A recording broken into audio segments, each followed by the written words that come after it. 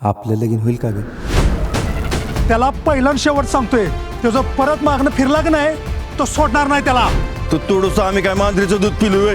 पोरीच्या मनात नसताना पोरगा मागा लागला ना तर त्याला कॉलदांडा घालून मारतोय बघ.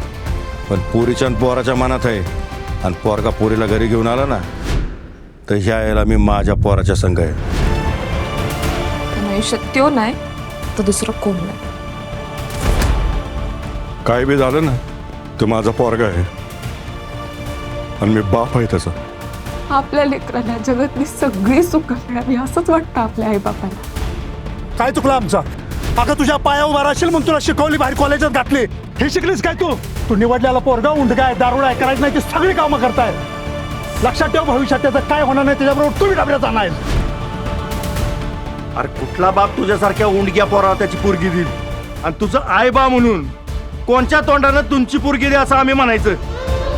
नका लायकीचं हो, म्हणजे तुमची पोरगी द्या असं तोंड वर करून म्हणायला आम्हाला लाज वाटणार नाही. त्याका पुरगी नाही मिळाली तर गाडीवर हातावर लिहून प्रेम जपणारी पोर आहे आपण. भावा, तिला संपवण्यात नाही तर तिला जपण्यात रुबाब आहे. येड्या, कसा काय विचार केलास? माझं तुझ्यावर प्रेम नाही असं होऊ शकतं का?